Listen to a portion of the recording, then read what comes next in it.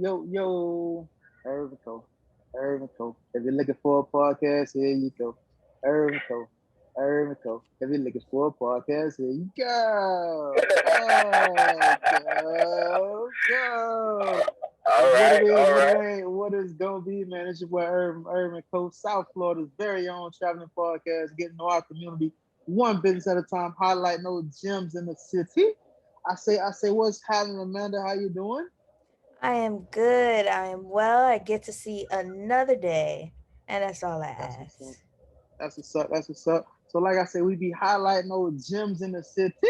We got none other than I want to I want to say his friend. I got one of my brothers here. I known this dude for over a decade. Well versed, educated. Listen, he has opinions that I definitely want to hear, that you want to hear, that you need to hear.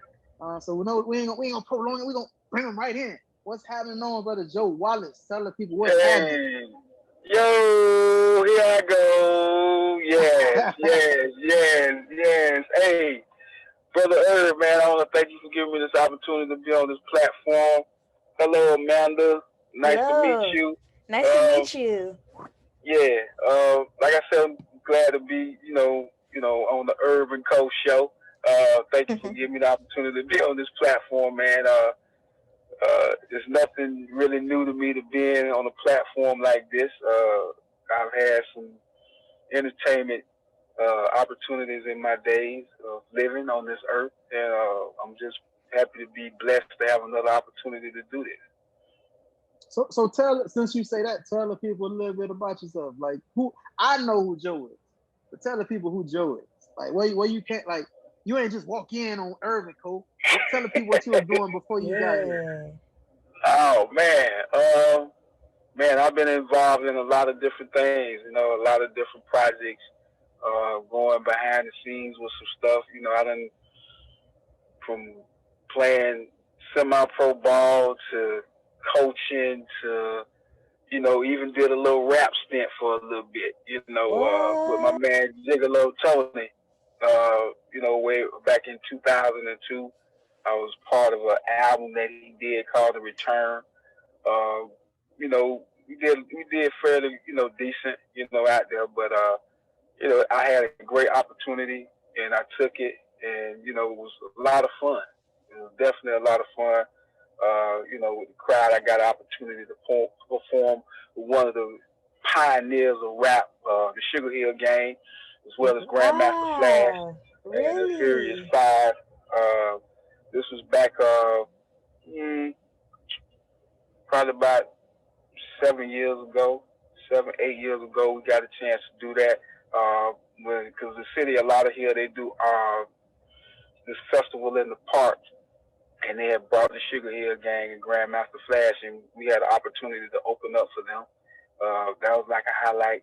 I still remember that. It was like the best time, in my life. We did a couple of more shows, like at a homeless shelter. People couldn't get out, so we brought the show to them. Uh, and just doing that type of stuff, man. I played semi-pro ball for about 7 years until I sustained an injury, and that knocked me out. Um, knocked me out of my dream and knocked me off course for a little while. But in the interim, we got a chance to win the championship, like winning the Super Bowl, and that was real big. I was coaching. I was involved with youth sports for a very very long time. Uh, Coached football, basketball, track, you name it, I did it. And I went to the first HBCU, Cheney University. That was an experience for itself.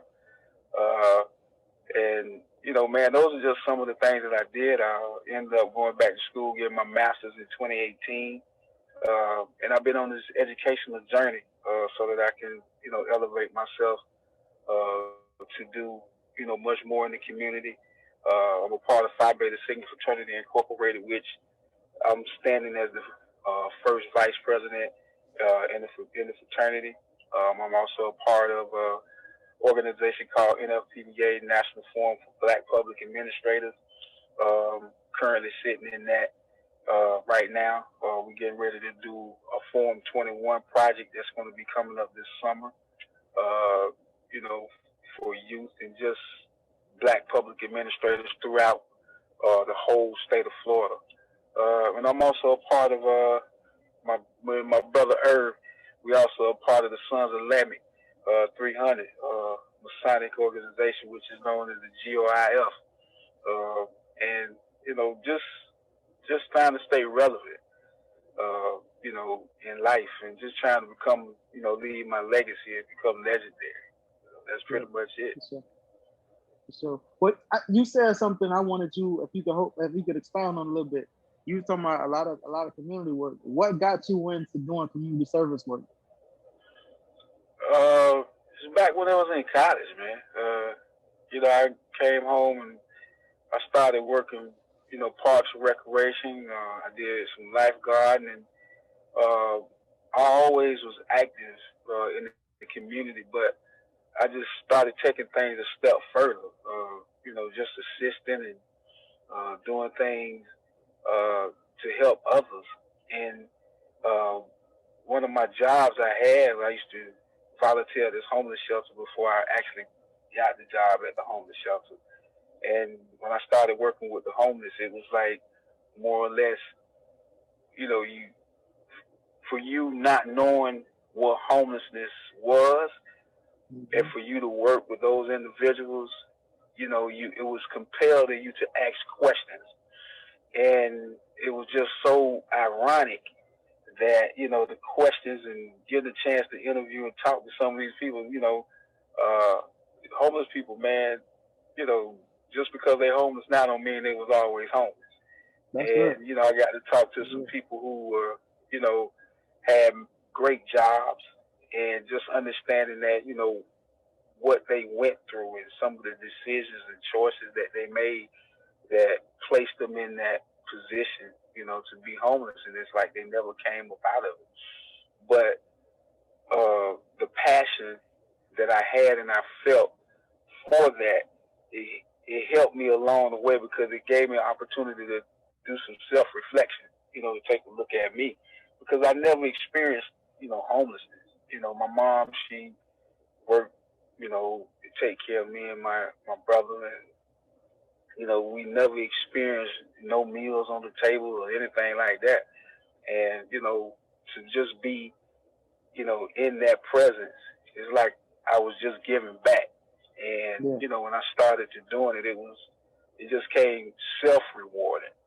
And, working at the shelter, and all the time it wasn't easy, but, it was about trust, and having people to trust you, and having people to tell you, that, man, thank you for what you do, became very rewarding to me. And, that's where I've been at for the last 20 plus years, working in social services. At this moment I reside working for Broward County Family Success Division, working with in a homeless population, assisting homeless people to become housed, and that's rewarding. And just to see them come off the street and go into housing and see how they acclimate themselves, that's like, it's nothing like that, man. And, help them to not go back into homelessness.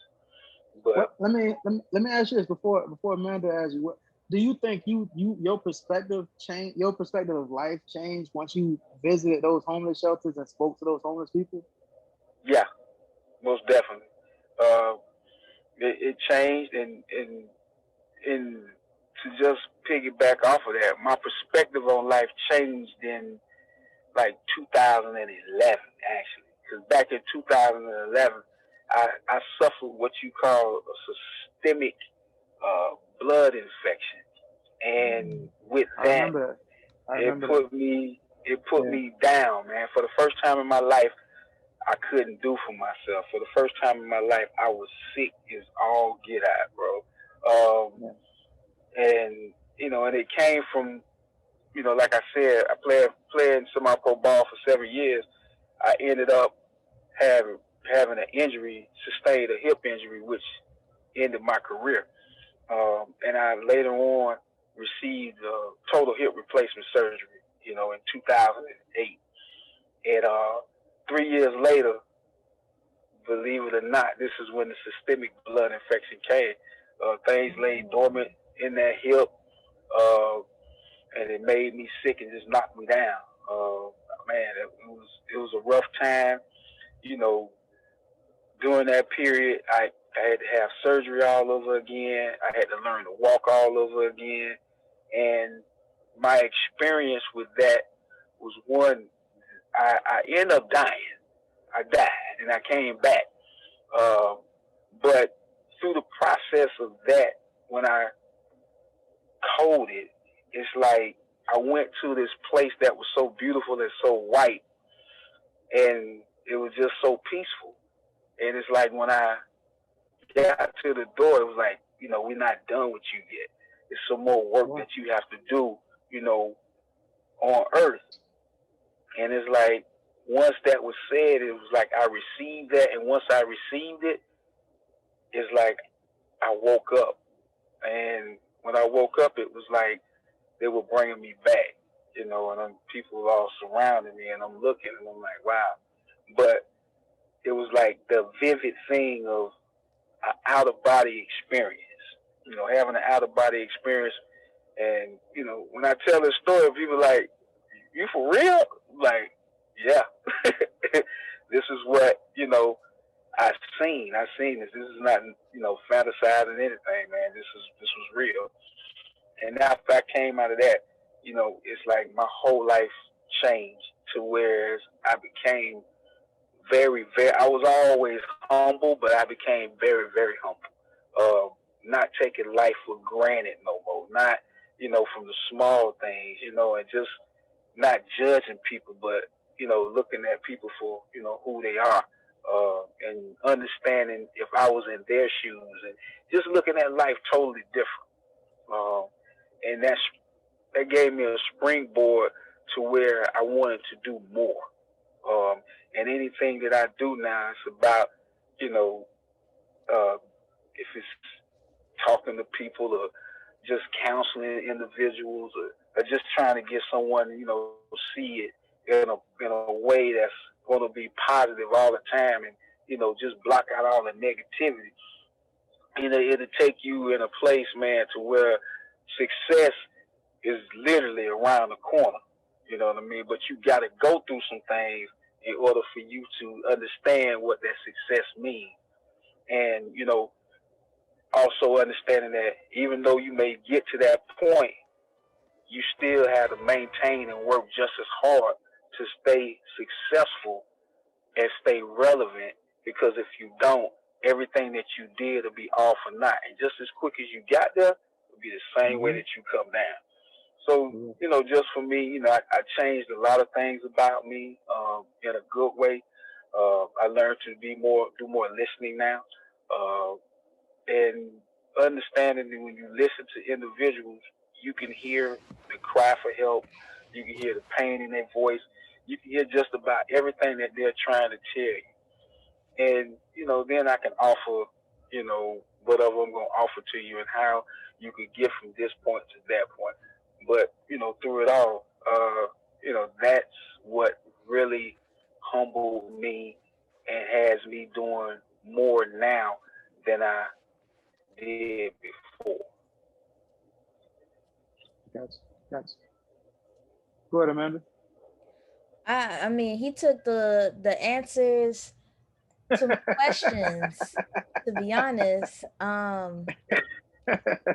So I guess if you were to express this to someone who didn't experience the things that you experienced, how would you summarize it or word it in a sentence for them to understand? Oh man, you know, I always use my experience, you know, and I always, you know, tell people, you know, just don't take life for granted, man. Understand what life is. You know, you was born in this world to be great, and you don't know where your greatness is gonna come from. You don't know what process it's gonna take. But you have to be humble. You can never think that you're above anything. because your journey to the top is going to be a rocky and bumpy road. It's not going to be easy at all unless you're just born into some type of generational wealth. And even when you're born into generational wealth, it's not easy to keep or maintain because there's always somebody that'll look to take something away from you. Pretty much, that's my overall story that I would give them. And you still gonna have obstacles, even if you got that generational wealth. There's still gonna be obstacles that you got to go through. Like just because you got money, don't mean life gonna be sweet and easy. Not at all. Not at all. Not at all. Money just gives you an opportunity to have a platform to where you can do more than others. That's all money does.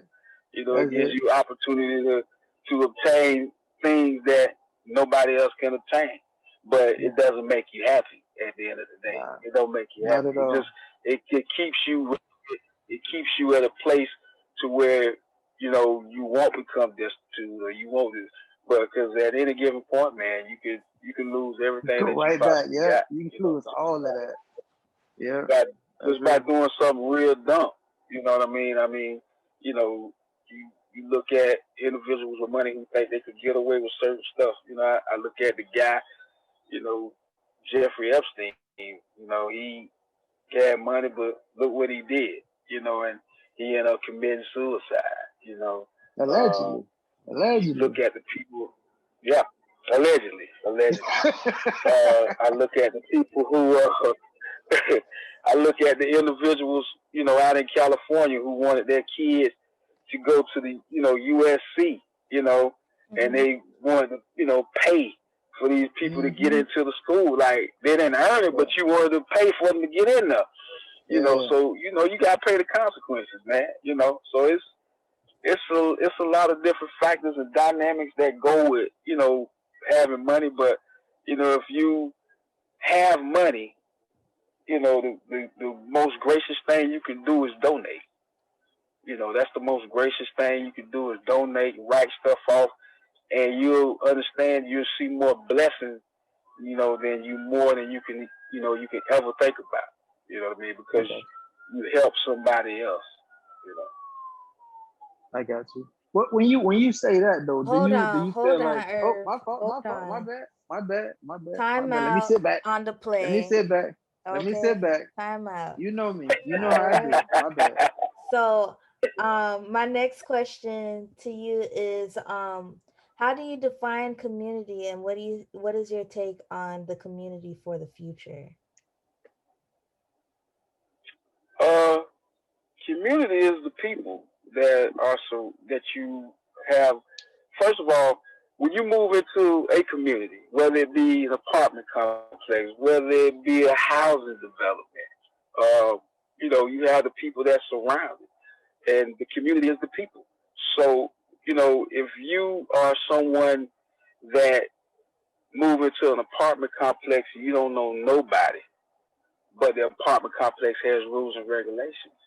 You know what I mean? So in those rules and regulations, everybody in that complex, in that community, has the same rules and regulations. No one is above no one else. But you have some individuals that like to break the rules and regulations. So you have to ask yourself, do I want my community exposed to the foolishness that is about to go down? You see it, but how many times do we turn a blind eye to certain things? You know what I mean? You see someone breaking into someone else's crib, at that moment, do you scare them off or do you report it? So you have to ask yourself, what is really doing the right thing? And if you're living in a housing development, everybody have their own individual house in the community. But at the same time, everybody is responsible for what goes on in their community. Because if you turn a blind eye to certain things that are going into your community is going to slowly but surely become run down. It's going to be devalued. And then the person who's doing all of this is going to believe that they have all the control. So people that live in your community, especially your neighbors to the right of you, your neighbors to the across the street from you, or the neighbors in the back of you, you know, you want to know those neighbors due to the fact that those individuals, if they know you, they understand that you care about the community, because, you know, they may call you nosy, but hey, man, you know, I seen somebody trying to get in your house.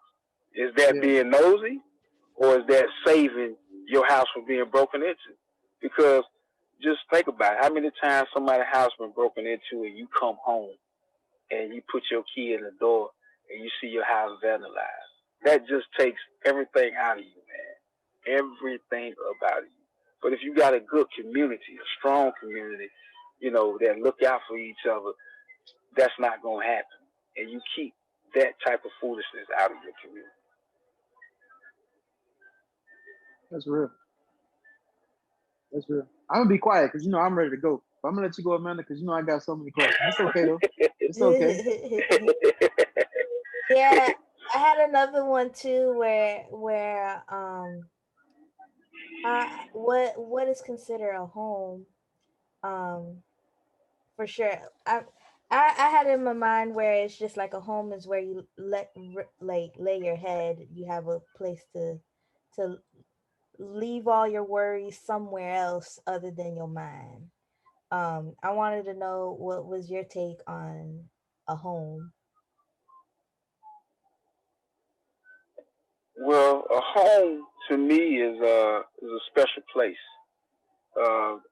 because it's not where you live, it's how you live. And it doesn't matter if you live in a cardboard box. If you call that home, then hey, that's home. You know, you got some people that live in 1 bedroom, 2 bedroom, 3 bedroom. Hey, that's fine. But home is what you make it. Home is just, you know, what it is.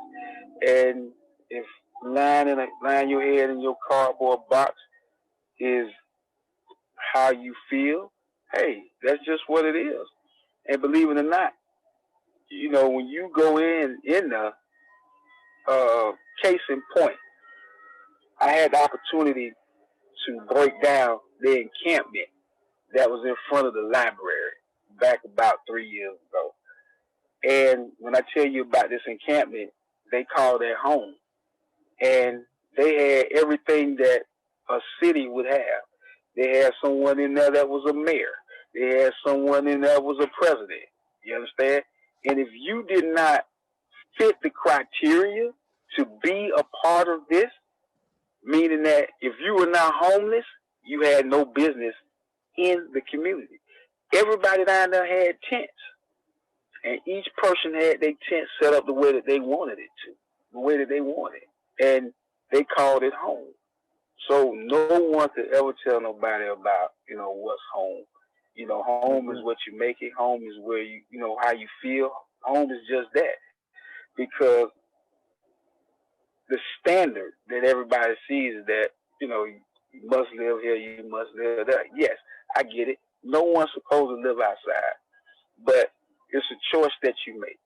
You know, if I have somebody living here and they say, hey, I want to put a tent in the backyard, that's where I want to be at. Hey, if that's where you plan, that's where you want to be. That's just what it is. You can be outside. You know, I have no qualms about nothing about, you know, who calls home and where they call home at. That's real. That's real. Well, I'm gonna switch it real quick. Something that they've been talking about a lot on I guess what they call trendy, cancel culture. What do you feel about this cancel culture where people do certain things and then people try to say that they're canceling this person? And my understanding is mostly through social media. What do you think about this cancel culture type of situation? Man, cancel is just what it is. Nothing more, nothing less. do you think you can really cancel somebody though? No. I said cancer. Cancer is just what it is. When they're talking about cancer culture, man, they're talking about people that have different ideologies of other folks. I look at individuals who want to go out and sell drugs on the corners. You know what I mean? Is that cancer? Could be. I look at individuals who want to break in people's houses. Is that a cancer culture? It could be. But to me, cancer is something that's negative. Mm-hmm. You know, there's nothing positive in a cancer culture. Cancer is something that's very negative, and there's nothing good going to ever come out of a cancer culture. You know what I mean? Because they don't even understand the culture that they're in. You know, sometimes cancer culture could just be a repetitive behavior that you're mimicking somebody else that's doing it and don't even know why you're doing it. You know what I mean? Your community that you have, your environment, you have, say now you got young kids just walking around and carrying guns. Like, why do you need a gun? You know, like, I just experienced that on Friday. Believe it or not. You know, kid was, talking to somebody, and the dude was in the, behind him asking, the person to pull over to the side so he can get around. And, the kid was like, man, I was going to spray him if, I'm like, what? I said, what do you mean? Yeah, he was talking all crazy to me, he had a bad day. I was like, no, man. How do you get that out of that? How do you get that out of that? So, I had to break it down to him as to say, young bud, he was pretty much just telling you to use your head. Just be consciously aware of what's going on around you. You know what I mean? Because he's not the one with the issue. You are. Because if you walking around and you have a gun on you and you don't have a license to carry and you just walk around with it, that means that you feel as though that you're right at every given moment in your life. And that's not necessarily the truth. You didn't want to just listen at what he was saying. You just judged that what he said to you, he was being out of character. Now, you were out of character. And he was like, well, since you broke it down to me like that, I really understand. I said, yes. I said, but what will you have gained by shooting this man? Just tell me. Nothing. I said, because in this day and age, there are cameras all over this place. You would have did it. You would have did it, and you think you would have got away with it, but somebody would have seen you, man. You know what I mean? Like, now, you'd have to go and be in hiding. For what? Now your life will be taken away and cut short. I said, but that's a choice that you made. But there's also a better choice that you could have made. You know what I mean? Yeah. By you allowing yourself to listen at another party besides him, like myself, and just said, only thing I asked you differently was, respectfully, can you pull your car to the side? And ask the young lady to pull the car to the side and let this man go on by. That's it. You know what I mean? Do you think like it's a generational? Do you think it's a generational thing though? I believe it's generational. It could be something else, but I believe it's generational because of what they see. And that's what I thought. A lot of times it's your environment, where you're at.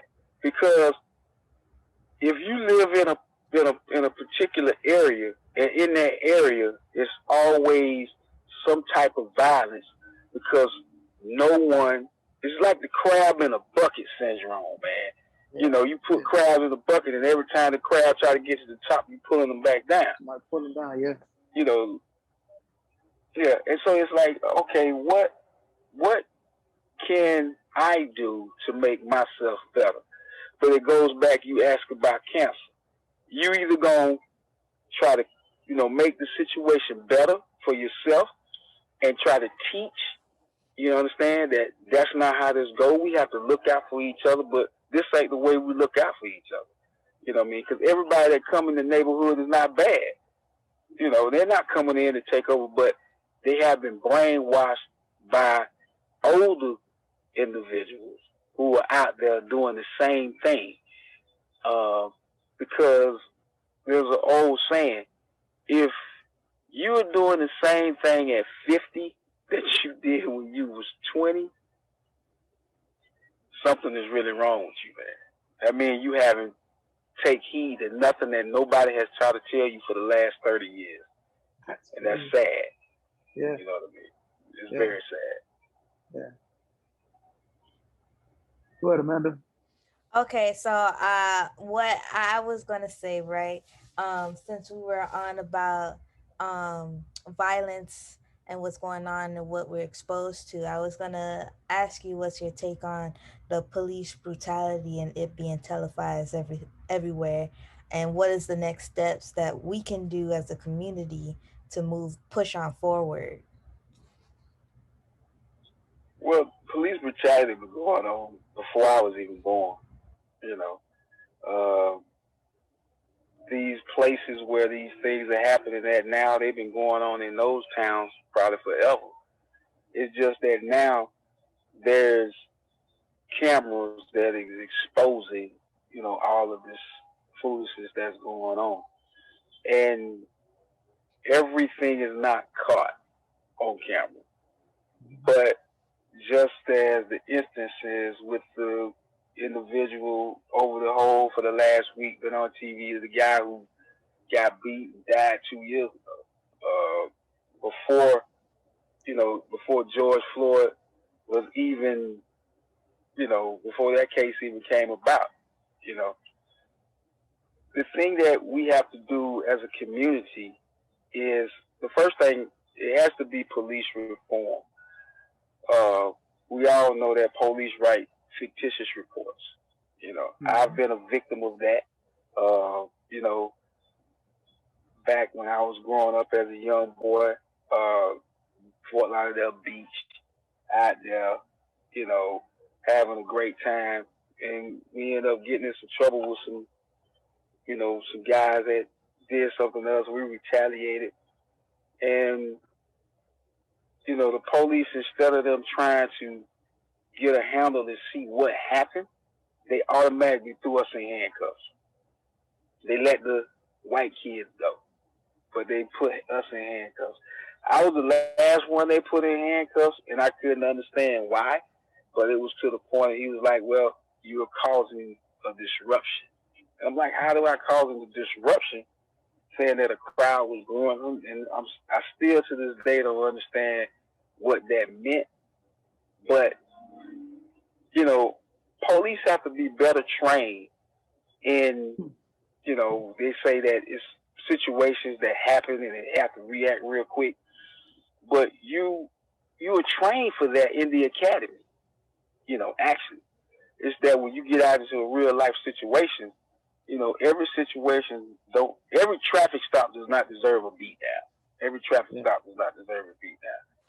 Your approach to the person that's in the car, number one, you already know who you dealing with before you even get to the door, because you have to run the tag on that individual. So when you run that individual's tag, you have the whole rundown of this individual, whether this individual is violent, whether this individual had arrest, whether this individual has warrants, this individual where he works. You have all that information just for the plate on the back of your car. So the police already know the person that they're approaching to tell them, what is going on. So this thing about, when they're afraid and they this and that, well, if you're afraid, you should call for backup before you even get out the car, so that you can have that. Whatever. But, job. Yeah, I'll find another job. But you understand that individual who you're approaching. You know whether or not he's violent. You know all of this stuff. So it's not like you don't know. You know what I mean? Because police, they do it all the time. You driving, and it could be one back. He'll just run your tag just cause. They already know who the person is behind the wheel before they get to you.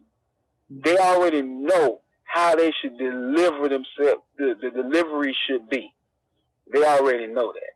Because when you're approaching the car, first of all, you don't know what type of day that the person had that's sitting behind the wheel, you know, and you have to understand that when you get to this person, you know, well, how you doing, ma'am? How you doing, sir? You know, I stopped you because of yada, yada, yada, yada. You know what I mean? I see that you work for such and such, such and such. You start opening up and having this conversation to make that person behind the wheel feel comfortable. And then you go into your spiel about, you know, well, I stopped you because of this and I stopped you because of that. Did you know this and did you know that? Okay, well, no, I really didn't. And 9 times out of 10, that person really don't know. But I believe that they need to have more training as far as mental health is concerned. I think that they need to have people that ride with them that are specialized in de-escalating situations. I believe that they need, you know, if they're going to do a traffic stop, you know, if a person pull into some light, you know, just revamp the whole system so that it can fit revamp the whole system so that it can fit together so that everybody can understand that, you know, your approach to this and your approach to this person or that person, you know, is different. Just because a person has a nice car or dressed in a suit, that doesn't exclude them from any type of criminal activity. And it shouldn't go on a merit of whether you black or white. Everybody should be treated the same across the board. If you beat the hell out of a black, you should be able to beat the hell out of a white.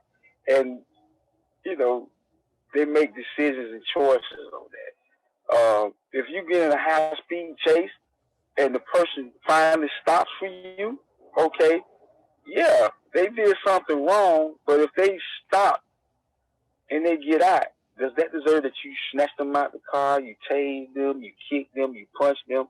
Like, you know, to me, that's going a little bit overboard. You know, if this person doesn't have a weapon. Talk about overboard. The person doesn't have one with, I think it was the UPS that they had like a whole speed chase because somebody had robbed a jewelry store. Yeah. And then they used the UPS man who was getting overtime, and they traced him down, and then when they finally stopped, they sprayed the whole entire truck. And they didn't even account for the hostage at that point. No, because they were pissed and they were mad that they had to go through all of this. You know what I mean? And I get it.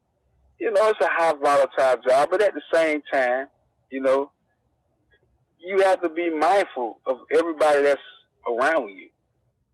Because as an officer, you know, you become a vigilante, man, because you got guns and you waving them, and it's too late to say, oops, I shot him. Because once the trigger is pulled, it's done and over with. It's just simple as that. You can't retract the bullet. You know, once the bullet hit this person, you can't, you know, say I'm sorry. And then they never apologize for anything that they do. Like, what is up with that? Yeah. You know, and, you know, cover up things and, you know, just doing just things that are not taught in the academy. That's not taught in the academy at all. Well, let me ask you this though, because it was kind of piggybacking off of what Amanda was saying. Do you think we causing ourselves more trauma by sending out these videos or watching these police shootings on the news every day, or you see it on Twitter or Instagram or Facebook, and we pass them around to our friends, and then they see it, and then that, like the trauma continues. You think we causing more harm to ourselves by doing these things? I mean, we know it happens, but then like every day it's something new from it's in Texas, and it's in New York, it's in California, it's in Idaho. So it's like you might be in Hollywood or you might be in Fort Lauderdale, so you don't hear about it all the time. But now that everybody passed them around, every day is something happening. You think that's good for your mental health? Nah, not at all. It's not good for your mental health because everybody deems things of that magnitude. They receive it in a different way because you don't know if that person you're showing this video to had to go through and experience something like that. You don't know if that person came from a domestic violence situation, because things of that magnitude can open up old wounds, and it could put you in a space to whereas you will start to regressing, and you don't ever want to do that. You know what I mean? And that's why sometimes you may see people like, I don't want to see that. I don't want to see that. I don't want to see that. Because it's reminding them of something that has went down.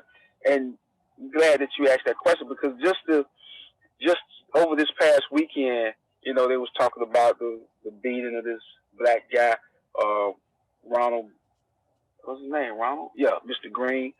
And they brought up, and I remember this, man. I was like around probably about 19, 20 when the Rodney King beating took place. And for the first time in my life, I seen someone, well, not the first time. This was like actually the second time because the first time I actually seen a man get beaten, it was Arthur McDuffie down in Miami. Yeah, I remember. They showed that. And I was a young boy then, but I didn't understand it. But here it is, fast forward to 1991, we have the beat of Rodney King.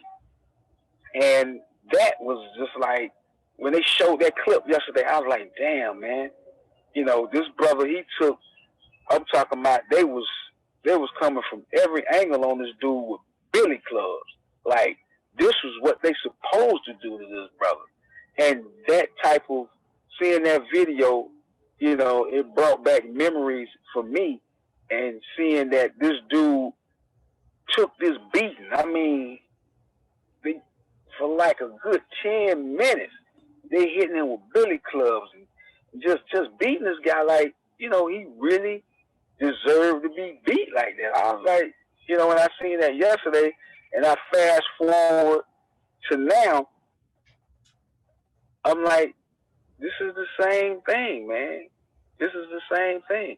And they talked about his daughter, who she said was 7 years old at the time when her dad got beaten like that. So if you can only imagine that she's seen her father on TV getting beat like that, now here it is 30 years later to see the same thing going on. That has to be trauma for her because she went through that. You know what I'm saying? It ain't nothing that someone told her. She actually went through it and she's seen it, but she's continued to see how it's replicated over the years, and it messes with your mental health, man. It messes with your mental health big time. All right. We'll switch it up. We'll try to lighten the mood. I think we got pretty heavy on that one. So we're gonna let Amanda come with some games to lighten it up a little bit, maybe put a smile on some people's face. Amanda, you got any games? Too passionate. This is a thing. No, that's a good thing. That's a good thing. Talked about more frequently, to be honest, because it's not something that is should be taken lightheartedly. It should be taken to the utmost, especially if we want to move forward and heal from it. So yeah, but I got some games. We're gonna play a little bit of Black Card Revoked. It's my favorite game. It's a couple of majority rules, and these are going to be completely random. So, Okay. best get your best cap on. Hey, I'm ready. All right. So, you'll get to answer first, and of course, Irv will be next afterwards, and then I'll give my answer. Um, what is the hardest thing to replace? A hairdresser or a barber. B, a best friend. C, your first love. And D, a weed dealer.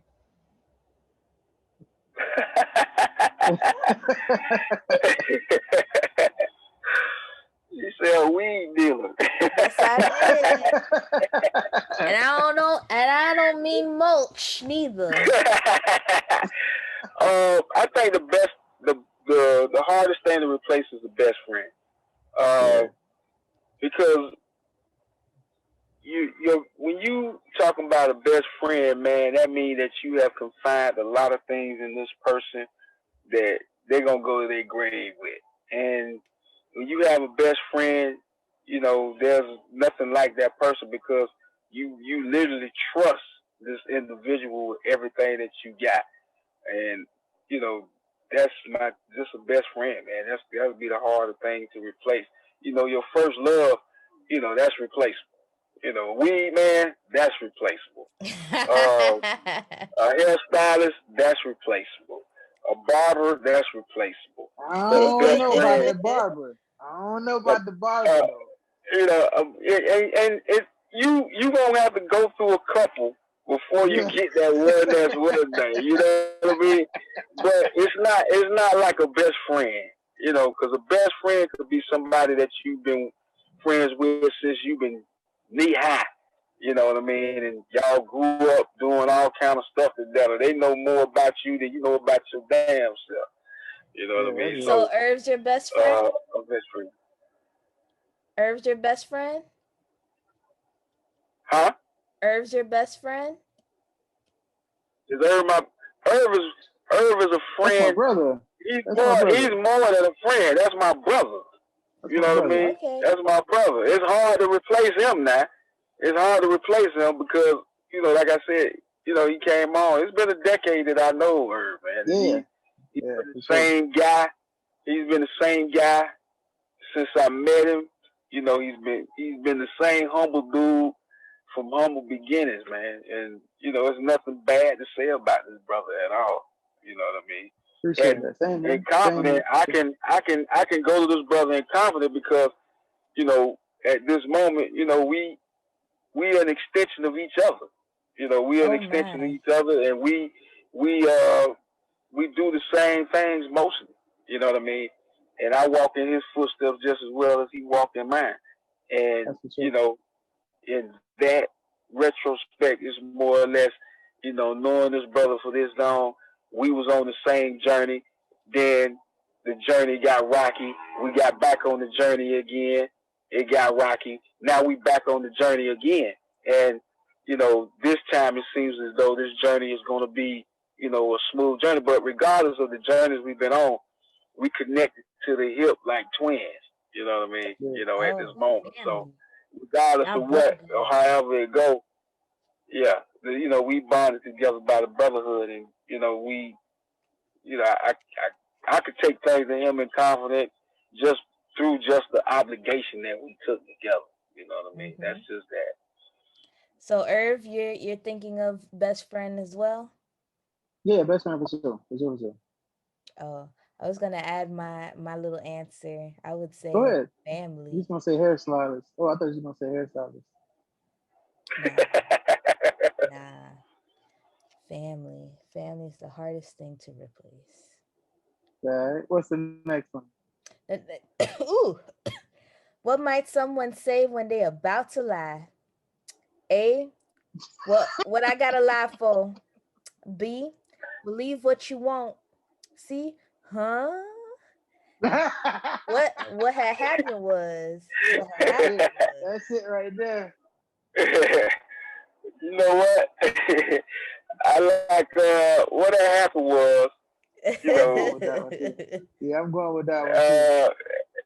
And and the reason why I say that is that I have a master's in psychology, and that's something that you learn, before somebody get ready to, tell you something real crazy. What happened was, and it's BS is about to come right after that.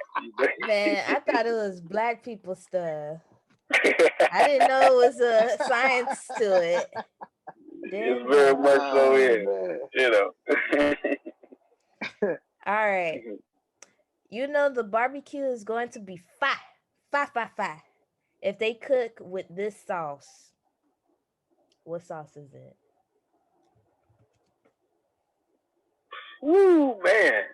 It has to be some type of marinated sauce, because you have to marinate the meat in order for the meat to have any type of, protruding flavor when you bite into it. But because you only put the barbecue sauce only when it's done, but you got to marinate that meat, before you put it on that grill so it can cook a lot better. You know what I mean? It won't be as tough. It'll be marinated, be done soaked, and all the flavors and juices will be all the way down to the bone marrow. So, you have to, make sure that the marinated sauce is, where it's at. So some of the choices that they stated here is Stubbs, B, Sweet Baby Ray's, C, Crafts, or KC Masterpiece. I'm adding my sweet sauce, jerk sauce, the Jamaican way. You feel me? I'm gonna go with jerk sauce. See? You can get jerk barbecue sauce and put it on there. So jerk. I'm gonna go with the jerk barbecue sauce. I'm gonna stick with that. I'm gonna stick with that too. I would have went with the honey barbecue first, but since they ain't one of the options, I'm just gonna go with the jerk sauce. All right. What's something your family says that's nice, but it's actually shady? A, responds, that's cute. B, says little in the front of anything. C, says bless your heart. D, says I'ma pray for you. I'm gonna pray for you. That's a safe answer. I'm gonna pray for you. It's a safe answer. It's a safe answer, especially if you have an outspoken family member. That's the safest answer they can give. I'm gonna pray for you, because sometimes they don't want to. Irv, I'm gonna pray for you now. I'm gonna pray. I'm gonna say it's little. I'm gonna say, because they be trying to throw them backhand compliments. Oh, you got your little promotion. I see you. Oh, you got a nice little car. Oh, you got your nice little car. Okay. Oh, you got your little diploma. You got a little diploma. I'm like, what? What? Got your little title, your little doctor title. Yeah, I see. Oh, you got your nice little outfit. I see. You got your nice little. Oh, you got your nice little hair done. Like, come on, saying little. Absolutely. That's how they do. And then this is going to be my last question. What's the biggest burden for successful Black folks? A, paying taxes. B, dealing with haters. C, giving back to their own community. Or D, people asking to borrow money. The last one. I'm going to say D, people asking to borrow money. I don't think that, we have an issue with giving back to our community. We might want to know, where the money is going and what it's going to be used for, but, that's just, what it is. But the last one, that's the biggest burden, the last I approve that message. Yeah. Oh. People always want to get $1. Let me get $5. Let me get $1. Give me a 50. Let me get a little $5. Let me get that. Yeah, I pray for you, especially if you're. Yeah. I pray for you.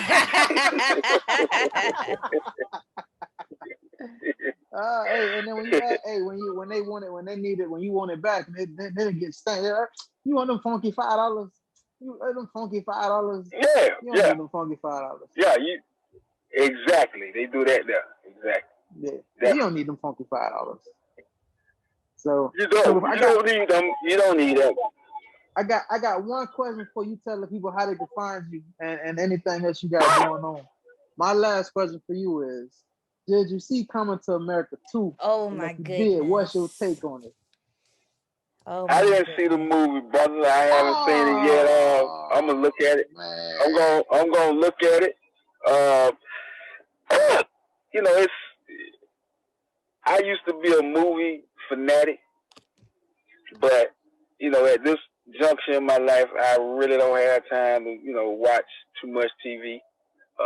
But when black movies come out, I try to be the first one to the theater to see them.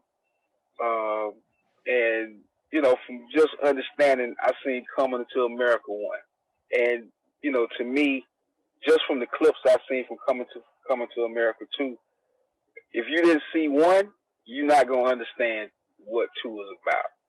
That's just from the clips that I seen. And for it to be 30 years later, it's like the dude has grown up and he's back in his country. And my understanding, just to see like how the script was written, and the actors that he had in there. I believe that it probably could have been better if the gap between the time wasn't so long. It wasn't so long. Oh, you think that they missed the mark with the time period? Like, Yeah. it got old real fast. Mm-hmm. I think if he would have did that 10 years after, I think it would have been, he'd have got better reviews than what he did. But I'm going to take a stab at it. I'm going to take a look at it, most definitely. Okay. Mm-hmm. All right. I enjoyed it. I thought it was a good movie. But since you didn't see, I gotta wait till you see it to find out what your thoughts on it. So how can the people find you? What you working on that the people need to know about so they can follow you on your platform? Well, at this moment, I just got a Facebook platform. I'm really not a big, heavy social media guy, but I'm looking into, me and my boy Gigolo Tony. We are looking into doing, starting us up and getting our podcast. Working on some things, and that's that. I'm on Facebook. J. Rowe the Boss Wallace. You can find me there. I'm on LinkedIn. Joseph Wallace. I'm on LinkedIn. That's the professional. That's the professional side. But at this moment, the only thing I got going on, man, is working on my doctoral degree right now. I got like another year left for that. Getting ready to put my dissertation together, and just working on some new adventures, man, business opportunities. I want to, do some business stuff.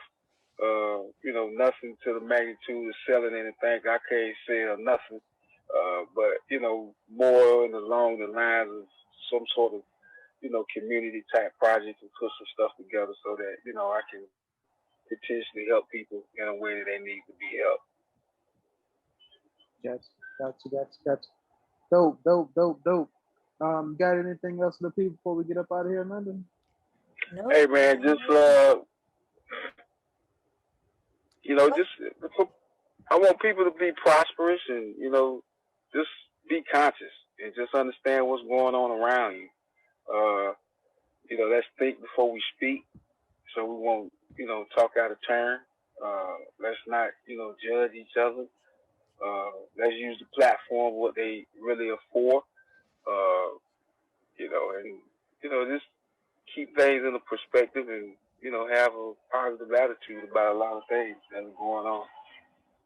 Yeah. But I just like to thank you, man, for giving me this opportunity to interview on your show. Like I said, thank you for doing that. I appreciate it. No, I appreciate you taking the time to sit down with us, man. For sure. Definitely. I think we had some dope conversation that we normally do outside of the podcast. So to let the people hear some of the stuff you and I talk about, or some of the people that know that some stuff that they probably didn't think about. I'm sure hopefully you sparked some ideas and some thought that some people didn't think about before. So again, we appreciate you for stopping by. This Irv and Co Amanda, you got anything before we get up out of here? No, I enjoyed our conversation. I think it was fulfilling. For sure, for sure. So as we always do, we appreciate y'all for tuning in. We'll see y'all on the next one for sure. Hey, Irv and Co. one thing, Irv, let me give a shout out to my son, man. My son, he's currently in the United States Air Force. He's been in there for the last 9 months. He gave me a surprise visit about, last month sometime. And I just want to give a shout out to him, man, for, taking that big step and going to the military. And he's seeing life from a different perspective at this time. That's what's up. Everything that I ever, taught him, is starting to come right in front of him. So big shouts out to him. Salute to him, man, and all the salute to you for even that's you putting him out there, you giving him to the military. That's I mean, I know that wasn't an easy feat. So to be yeah, go ahead, and I know that had to be tough. So definitely appreciate him, appreciate you. He made the decision to go there himself, man. That just tells me a lot about his character. You know what I mean? To do that. Yeah. That's what's up. Of course. That's what's up, man. All right, well, let's get on up out of here. Irv and Co. Irv and Co. If you're looking for a podcast, here you go. Irv and Co. Irv and Co. If you're looking for a podcast, here you go. Go. We'll see y'all in the next one. For sure, for sure. Y'all be easy. All right, peace, man. Peace.